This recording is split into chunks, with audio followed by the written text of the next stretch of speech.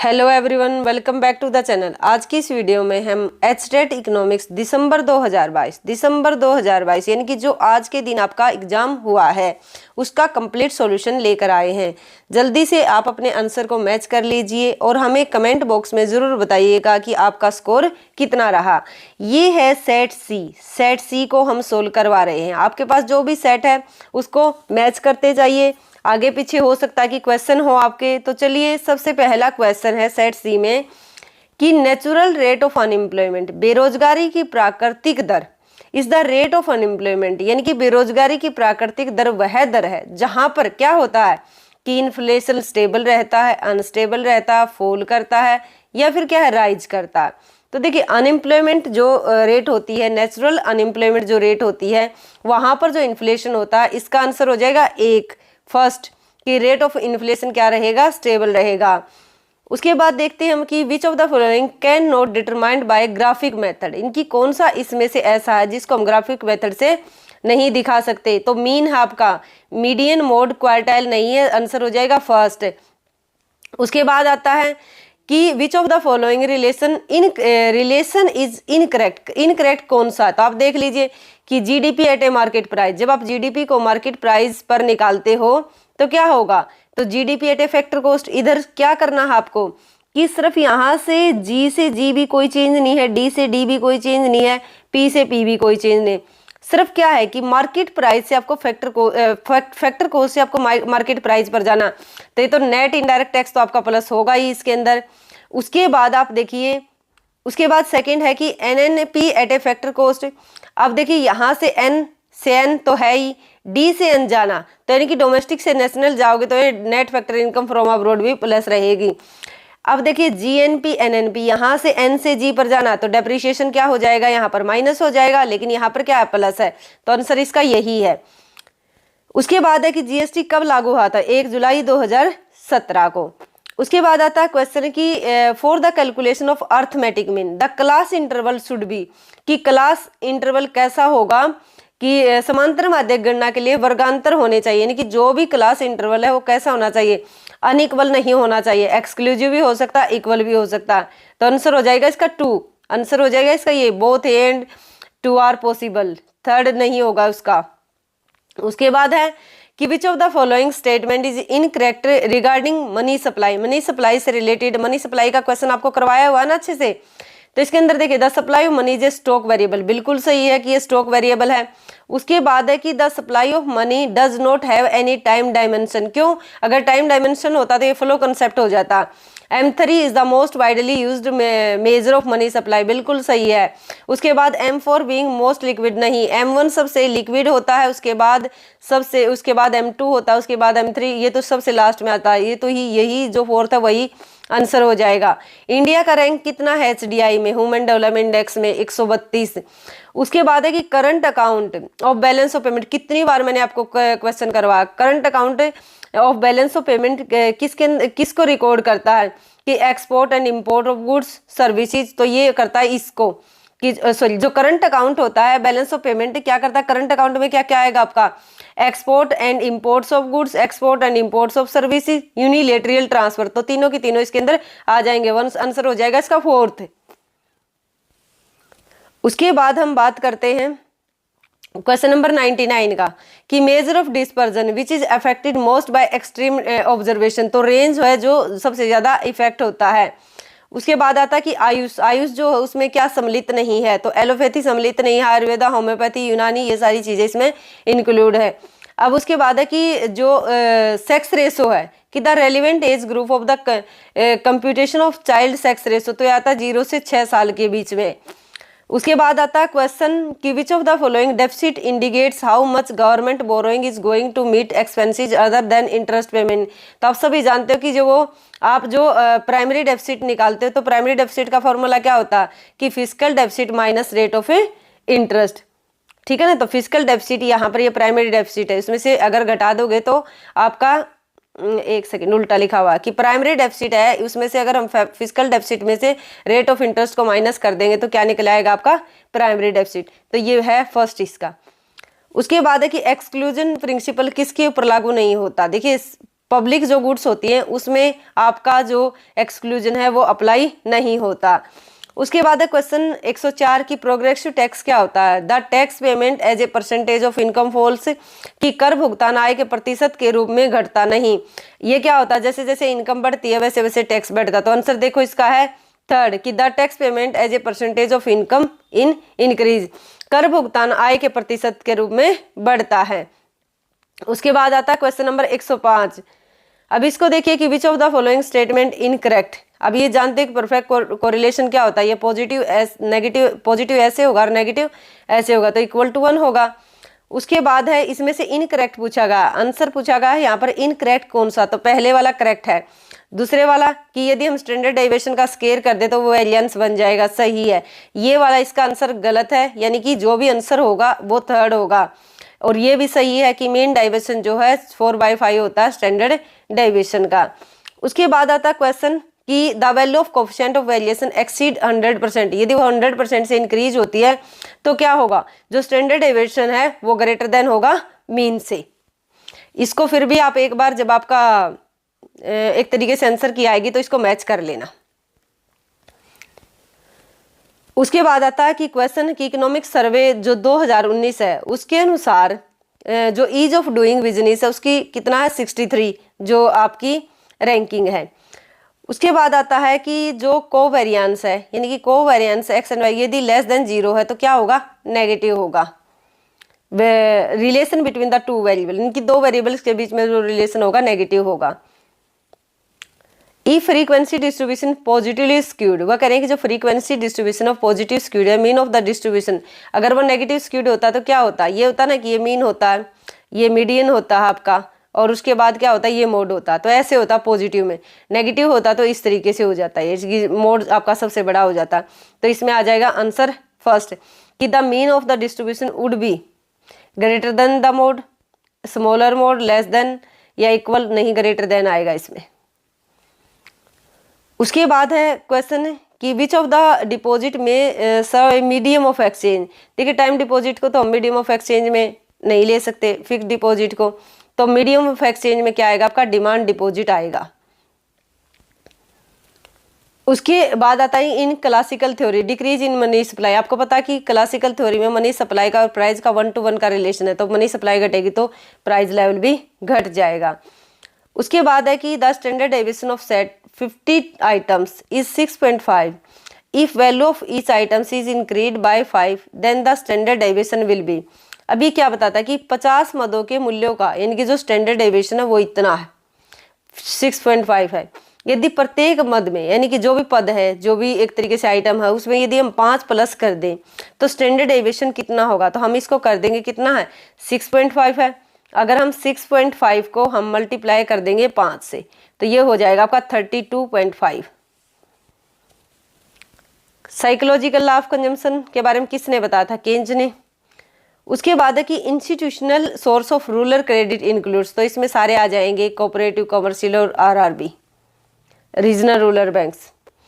अब ये पूछा गया कि which of the following is not a conventional source of energy, तो कोल भी है, पेट्रोल भी है, नेचुरल, सोलर एनर्जी नहीं है, आंसर हो जाएगा 2। उसके बाद आता है विच of the following not an example of the revenue receipts. अब रेवेन्यू रिसिप्ट्स क्या होती है, रेवेन्यू आप जानते हो कि सभी रेकरिंग नेचर की होती है जो बार बार करनी पड़ती है। तो इनमें ऑप्शन ढूंढते हैं, डायरेक्ट टैक्स बिल्कुल, इनडायरेक्ट टैक्स, डिविडेंड यानी कि जो भी इन्वेस्टमेंट करते हैं उसके ऊपर जो एक तरीके से लाभ होता है वो भी होता है, लेकिन इसके अंदर जो लोन, डेप्ट, इन्वेस्टमेंट वो नहीं होते। तो आंसर हो जाएगा 4th। उसके बाद है कि which of the following the main source of employment for majority of worker in India. तो देखिए कहाँ पर निम्न में से भारत में अधिकांश श्रमिकों के लिए रोजगार का मुख्य स्रोत क्या है। प्राइमरी सेक्टर में सबसे ज़्यादा रोजगार मिलता है, सबसे प्राइमरी सेक्टर में सबसे ज़्यादा होता है। उसके बाद आप देखते हो सेकेंडरी सेक्टर आता है आपका, उसके बाद टर्सरी सेक्टर आता है। अब क्वेश्चन है कि आइडेंटिफाई कीजिए 5 year plans when actual growth realisation has been higher than the growth target. अब आप देखिए उन पंचवर्षीय योजनाओं को पहचानिए जब वास्तविक समृद्धि प्राप्ति समृद्धि लक्ष्य से अधिक थी। तो कौन कौन से थे, इसमें था 5th और 6th, ना 5th और 7th। 5th और 7th, इसमें तो कितना था, 9th में तो इतना टारगेट रखा गया था लेकिन अचीव हुआ था 5.5, 10th में 8.1 था लेकिन अचीव हुआ था शायद ये 7 पॉइंट समथिंग। तो ये हो जाएगा आपका फर्स्ट और सेकंड। तो फर्स्ट और सेकंड को देखिए, इसका आंसर है थर्ड। कैप्शन का मीनिंग क्या होता है, ये है heading of a column. Time reversal test क्या होता है, टाइम रिवर्सल टेस्ट होता है कि जैसे जीरो को बेस को करंट में बदल दो और करंट को बेस में बदल दो, इक्वल टू 1 आना चाहिए आपका। Which of the following is not a component of factor income, rent, profit, mixed income, wage, ये सारे के सारे आपके फैक्टर इनकम के होते हैं लेकिन चेंज इन स्टॉक नहीं होता। Starting from the earliest arrange the following concept in terms of their development and demand theory. तो देखिए जो डिमांड थ्योरी है उनको सीक्वेंस में देखिए। तो सबसे पहले कार्डिनल आई, फिर ऑर्डिनल आई, फिर रिविल्ड आई, फिर ये न्यूमैन मॉर्गेस्टन जो यूटिलिटी थ्योरी है ये आई। तो ये आंसर हो जाएगा आपका, ये हो जाता होगा इसका कि कार्डिनल फोर्थ, फिर थर्ड, अच्छा नहीं ये होगा इसका, ये नहीं होगा, ये वाला कि पहले फोर्थ, फिर हो गया आपकी थर्ड ऑर्डिनल, फिर हो गया आपकी फर्स्ट और फिर हो गया आपकी सेकंड। तो आंसर हो जाएगा फोर्थ। अब उसके बाद है कि demand is dash an increase in the price of product leads to decrease. अब सभी जानते हैं कि यदि प्राइस बढ़े और डिमांड घट जाए, या प्राइस घटे डिमांड बढ़ जाए, सॉरी दोबारा, प्राइस इंक्रीज हो टोटल एक्सपेंडिचर आपका डिक्रीज हो जाए, प्राइस डिक्रीज हो टोटल एक्सपेंडिचर इंक्रीज कर जाए। तो ये केस कहाँ पर बनता था, ग्रेटर देन 1 में, यानी कि इलास्टिक में। तो आंसर हो जाएगा सेकंड। अब ये है कि the slope of saving, saving जो फंक्शन है किसको दिखाता है, जब आपने निकालते हो कि MPC equal to MPC plus MPS equal to 1, तो ये हो जाएगा फर्स्ट इसका। वैसे सेविंग फंक्शन उसकी बात कर रहा है ये, कि जैसे आपने देखा था C equal to C naught plus B Y, जब यहाँ से सेविंग फंक्शन निकालते तो माइनस क्या होता है, C naught plus 1 minus B Y, ऐसे होता है ना। तो ये इसकी बात करता, तो ये 1 माइनस एमपीसी है, फर्स्ट हो जाएगा इसका आंसर फर्स्ट। उसके बाद है कि in case of consumption one commodity consumer equilibrium, यानी कि जब एक कमोडिटी तो कंज्यूमर का इक्विलिब्रियम कहाँ पर होगा, तो यहाँ पर होगा कि marginal utility of x divide by price of x equal to marginal utility of money. या फिर इसका दूसरा कर सकते हो कि marginal utility of x divide by marginal utility of money equal to price of x, या एक्स एक कमोडिटी की बात है या मार्जिनल यूटिलिटी ले सकते हो आप। तो यहाँ पर मार्जिनल यूटिलिटी ऑफ मनी ऊपर नहीं आएगा और ये तो इसलिए कैंसिल हो गया। मार्जिनल यूटिलिटी ऑफ प्रोडक्ट या फिर लिखो marginal utility of x divide by marginal, ये हो जाएगा आंसर इसका। और इसके बाद ये क्यों नहीं होगा, क्योंकि यहाँ पर टोटल यूटिलिटी की बात ही नहीं होती, ठीक है। तो आंसर हो जाएगा इसका कौन सा, सेकंड। उसके बाद है कि question number 126, which of the following period also known as the market period. तो वेरी शॉर्ट पीरियड जो होता है उसको मार्केट पीरियड के नाम से जानते हैं। विच of the following not an example of overhead cost, overhead cost कौन सी नहीं है। तो देखिए जो कॉस्ट फिक्स होती है ना एक तरीके से जो आपको देनी होती है, तो रेंट हो गया आपका, इंश्योरेंस हो गया, तो कॉस्ट ऑफ वेरिएबल होती है, वेरिएबल कॉस्ट ऑफ रे मटेरियल होती है, ये आपकी ओवरहेड कॉस्ट नहीं होती है। कॉस्ट वाले चैप्टर से आपका एपीएस पूछ रहे हैं कब जब ब्रेक इवन पॉइंट होगा, तो वहाँ पर एपीसी इक्वल टू 1 हो जाएगी। एपीसी जो होती है ना आपकी इक्वल टू 1 हो जाएगी। क्या होता है, सी डिवाइड बाय जितनी इनकम है सारी को कंज्यूम कर लोगे तो सेविंग क्या करोगे, 0। उसके बाद है कि 20% से हमने सभी इनपुट्स को बढ़ाया है और आउटपुट हमारा 10% से इंक्रीज किया, तो ये हो जाएगा डिमिनिशिंग रिटर्न टू स्केल। उसके बाद पूछ रहे हैं कि स्ट्रेट लाइन पॉजिटिव स्लोप कराओ विच intersect the price axis implies, कि वो करें कि अगर यहाँ से ये जाती है तो आपकी क्या हो जाएगी, लेस देन 1। यदि ये यहाँ से जाती ओ एक्सिस से तो ये हो जाती है आपकी ग्रेटर देन 1। नहीं उल्टा बता दिया मैंने आपको कि यदि यहाँ से ये जाती है तो ये हो जाएगी आपकी ग्रेटर देन 1, और यदि ये यहाँ से जाती है तो ये हो जाएगी आपकी लेस देन 1। इस चीज का आप ध्यान रखना। उसके बाद आप देखिए तो आंसर हो जाएगा 2। डिमिनिशिंग मार्जिनल अपॉर्चुनिटी कॉस्ट, अब देखिए पीपीसी की ये बात कर रहे हैं, घटती हुई कब होती है, ऐसे होती है ना, और बढ़ती हुई नहीं, घटती हुई आपकी किस तरीके से होगी, कॉन्वेक्स एक होता कॉनकेव होता है ऐसे, यहाँ पर इंक्रीजिंग हो गई marginal rate of transformation x and y. उसके बाद यदि ऐसा होगा तो ये घटती हुई होगी MRT एक्स वाई, और यदि स्ट्रेट लाइन होगा तो ये कांस्टेंट होगी। पढ़ लेते हैं कि डिक्रीजिंग मार्जिनल अपॉर्चुनिटी कॉस्ट, घटती हुई कहाँ पर होगी, अभी मैंने बताया कि कॉन्वेक्स होगा जब, तो सेकंड आंसर हो जाएगा इसका। उसके बाद है क्वेश्चन नंबर 132। क्वेश्चन नंबर 132 को पढ़िए कि विच ऑफ द फॉलोइंग करो डिमांड करो ऑफ ए फैक्टर। तो कौन सा होता है डिमांड करो इनमें से? जो वैल्यू ऑफ मार्जिनल प्रोडक्ट होता है ना, उसी को हम क्या बोलते हैं? डिमांड करो बोलते हैं। समझ में आया? जो डिस्ट्रीब्यूशन थ्योरी है ना, वहां से ये क्वेश्चन है आपका। तो चलिए आगे।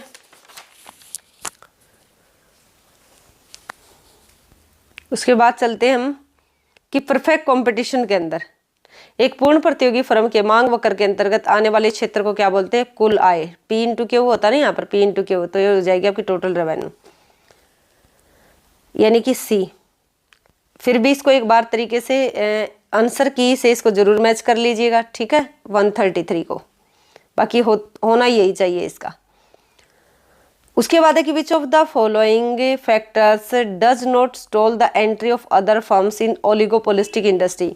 निम्नलिखित में से कौन सा कारक एक अल्पाधिकारी उद्योग में अन्य फर्मों के प्रवेश को बाधित नहीं करेगा, यानी कि रुकावट नहीं पैदा करेगा?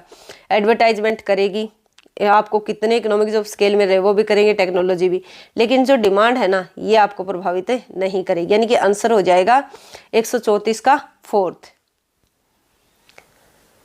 उसके बाद आता है क्वेश्चन 135। 135 क्या कहता है? In which of the following market structure price equal to marginal cost. तो ये होता है परफेक्ट कंपटीशन, कि जहां पर प्राइस किसके इक्वल होंगे? मार्जिनल कॉस्ट के। क्यों? अभी देखिए, आप चाहे ओलिगोपोली, मोनोपोली, मोनोपोलिस्टिक कंपटीशन लो, देखिए AR ये होता है ना, ये आपका MR होता है, और ये आपका MC होता है, ये वाला। तो यहाँ पर देखिए MC तो इधर है आपका इक्विलिब्रियम, लेकिन प्राइस कहाँ पर है? ऊपर है, तो इसलिए इनमें तो क्या होगा? AR ग्रेटर देन MC, ठीक है ना। परफेक्ट कंपटीशन में AR इक्वल टू MC हो जाएगा। तो कौन सा आंसर हो जाएगा उसका? आंसर हो जाएगा आपका 2, 135 का। 136 को देखिए, which of the following approach not use the measurement of the national income. तो product method, income method, expenditure, तो इम्प्लॉयमेंट अप्रोच थोड़ा है इनका है, तो आंसर हो जाएगा इसका 2।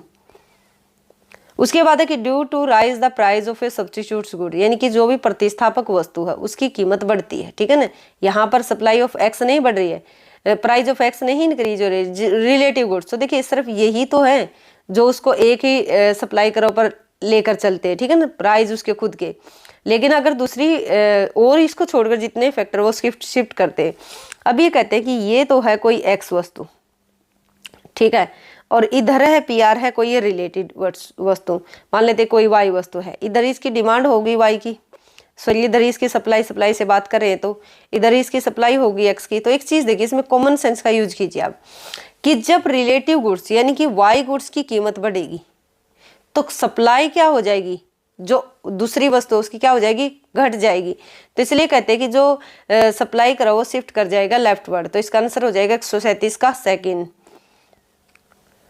उसके बाद आता है कि the idea of under employment. Under employment क्या होता है? ये आपका एग्रीगेट सप्लाई होती है, ये आपकी एग्रीगेट डिमांड होती है। फुल एम्प्लॉयमेंट से पहले जहां पर aggregate demand equal to aggregate supply होती है, ये आपका अंडर एम्प्लॉयमेंट होता है, जहां पर इफेक्टिव डिमांड की भी आप बात करते। तो ये बात किसने कही थी? केन्ज ने। तो कंसेप्ट किसने दिया था? केन्ज ने। अब है कि यहाँ पर एकाधिकारात्मक प्रतियोगिता की बात की जा रही है, मोनोपोलिस्टिक कंपटीशन की, ठीक है ना, मोनोपोलिस्टिक कंपटीशन की। तो वहां पर बताइए कि एकाधिकारात्मक प्रतियोगिता में दीर्घकाल में संतुलन कहाँ पर होगा? ये पहले वाला कहाँ पर होता है? ये होता है आपका परफेक्ट कंपटीशन में, ठीक है। और तो उसके बाद आप देखिए कि जो आपका लॉन्ग रन कहाँ पर होगा? मोनोपोलिस्टिक कंपटीशन में। MR ग्रेटर देन, एक सेकेंड रुकिए, देखिए जब आप परफेक्ट कंपटीशन में होते तो क्या होता है कि long run marginal cost equal to आपकी, एक सेकेंड रुकिए, जो आपका AR है, ठीक है, AR इक्वल टू होता है MC के, AR इक्वल टू MC ठीक है ना, यानी कि long run marginal cost equal to long run average cost equal to MR, ऐसे होता है ना आपका इक्विलिब्रियम। जो आपका मोनोपोलिस्टिक कंपटीशन होता है उसमें क्या होता है कि AR इक्वल टू एवरेज जो रेवेन्यू है वो आपकी लॉन्ग रन एवरेज कॉस्ट के इक्वल होगी। बट क्या होगी जो आपका बट यानी कि AR equal to long run average cost. उसके बाद देखिए लेकिन किससे ज़्यादा होंगे, ये MC से ज़्यादा होंगे। या फिर आप ये बता सकते हो, इसको इस तरीके से बता सकते हो कि ये AR है, ये MR है और ये आपका MC है, मार्जिनल कॉस्ट करा हुआ है। उसके बाद आप देखिए यहाँ पर आपका जो एवरेज कॉस्ट करा हुआ है वो यहाँ पर इसको टच करेगा और मिनिमम यहाँ पर जाकर होगा तो एवरेज कॉस्ट कर। तो इस चीज़ को देखिए तो MC इक्वल टू यानी कि जो आपका लॉन्ग रन MC है इक्वल टू MR यहाँ पर हो गया, लेकिन AR क्या है इसके ऊपर है, AR और AR यानी कि आपका ये हो गया और ये लॉन्ग रन एवरेज कॉस्ट। तो ये चीज़ आप देखिए तो यहाँ पर इसका आंसर जाना चाहिए आपको, क्योंकि एंड दिया हुआ तो आंसर जाएगा ये, ना तो ये जाएगा क्योंकि इक्वल होते हैं और ना ही प्राइस ज़्यादा होता है, तो ये तो जाएंगे ही नहीं, तो इसका आंसर जाएगा फर्स्ट। उसके बाद हम बात करते हैं 140 की विच of the following cause a moment along A given demand करो फॉर ए गुड। देखिए अब आप जानते हो कि डिमांड ऑफ एक्स जो है, जितना भी प्राइस ऑफ एक्स है, प्राइस ऑफ एक्स क्या है, यही ऐसा है जो इसको मोमेंट करवाता है एक ही डिमांड के ऊपर। यहाँ नीचे जा सकते हो या फिर इस तरीके से हो सकता है कि आप इस पॉइंट से इस पॉइंट पर, तो इससे जब इस पर जाते हो तो ये एक्सटेंशन होता है, इससे जब इस पर जाते हो तो कॉन्ट्रैक्शन होता है। तो इस चीज़ को देखिए, बाकी अदर फैक्टर होते हैं जो उसको शिफ्ट करते हैं। अब उन्होंने बोला कि निम्नलिखित में से कौन सा एक किसी वस्तु के मांग वक्र पर चलन का कारण है, तो इनकम तो नहीं हो सकता, इनकम तो शिफ्ट करता है। जो कॉम्प्लीमेंट्री गुड्स है यानी कि जो दूसरी गुड्स है उसके प्राइस भी नहीं हो सकते और सब्स्टिट्यूट्स गुड्स के प्राइस भी नहीं हो सकते, तो सिर्फ क्या होगा उसके खुद के प्राइस। तो आंसर हो जाएगा इसका 140 का।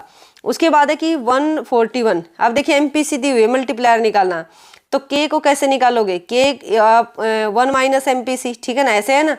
तो अब देखिए अगर आप इसको वैसे भी करोगे तो कितना हो जाएगा 0.8 आएगा ये, ठीक है 0.8 आएगा।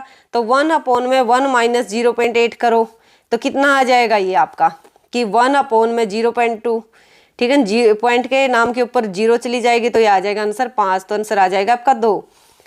उसके बाद आप देखिए यहाँ पर क्या है कि अर्थव्यवस्था में वस्तुओं सेवाओं की कुल मांग, the total demand for goods and services क्या कहलाती है, ना तो मार्केट डिमांड कहलाती, ना ड्राइव डिमांड कहलाती, ना डायरेक्ट तो एग्रीगेट डिमांड कहलाती। आंसर हो जाएगा थर्ड 142 का। उसके बाद है कि which of the following statement incorrect, incorrect कौन सी है कि MPP जो है ना मार्जिनल फिजिकल प्रोडक्ट, जो मान लो कि आप TP और MP की बात करें तो वह करें कि MP जो है किसका एडिशन है, TP का, ऐसे ही तो निकालते हो आप कि जो एक तरीके से MPP जो है TPP में होने वाली वृद्धियां हैं। क्यों, ऐसे ही तो होता है कि जो आपका यहाँ पर ये मार्जिनल प्रोडक्शन होता है, ये टोटल मान लेते हैं कि ये 8 है, 8 से 12 हो जाता है, तो यहाँ पर MP 8 है, तो इसका क्या करोगे जो एडिशन हुआ इसी का तो चेंज है, 12 में से 8 गया तो 4 आ जाएगा। तो इस तरीके से तो फर्स्ट हो जाएगा ठीक इसका, ये इनकरेक्ट नहीं है। TPP is the sum of MPP, ये करें कि जो टोटल प्रोडक्शन, अब आप देख लीजिए TP पहले 8 था फिर 12 था, यहाँ पर मार्जिनल प्रोडक्शन था, ये 8 था फिर 4 था, तो अगर आप इसको जोड़ोगे तो क्या होगा जो टोटल प्रोडक्शन है वो क्या हो जाएगा summation of A marginal production.